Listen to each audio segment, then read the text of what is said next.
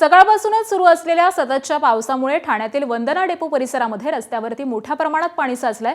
ठाण्यात red alert जारी करण्यात आलाय। त्यामुळे सध्या ठाण्यामध्ये मुसळधार असा पाऊस कोसळतोय। वंदना डेपो परिसरामध्ये पाणी साचल्यामुळे बस, रिक्षा चालक यांना पाण्यातूनच मार्ग काढताना अडचणींचा सामना करावा लागतोय।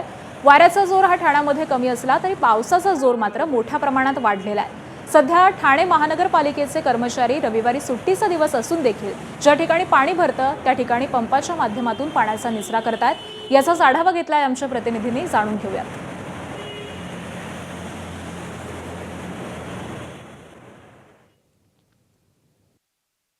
ठाण्यात सध्या मुसळधार पाऊस कोसळतोय आणि याची तीव्रता आता आपण पाहू शकतो। मी सध्या वंदना डेपो परिसरामध्ये आहे।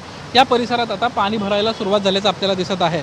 वंदना डेपोतून महाराष्ट्रभरामध्ये या ठिकाणाहून गाड्या जात असतात, त्यामुळे प्रवाशांची संख्या या डेपोमध्ये येणाऱ्यांची मोठी असते।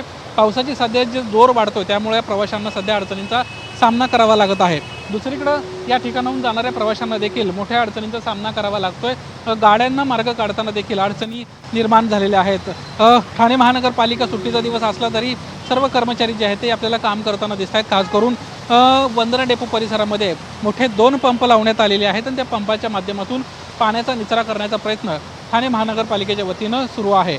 पाण्याचा पावसाचा जोर जो आहे तो आणखीन वाढणार आहे, त्यामुळे नागरिकांना काळजी घ्यावी, गरज असेल तरच घरातून बाहेर पडावं असं आवाहन देखील हवामान खात्याच्या वतीनं देण्यात आलेलं आहे। कारण ठाणे, मुंबई आणि रायगड या 3 जिल्ह्यांना रेड अलर्ट जारी करण्यात आला आहे।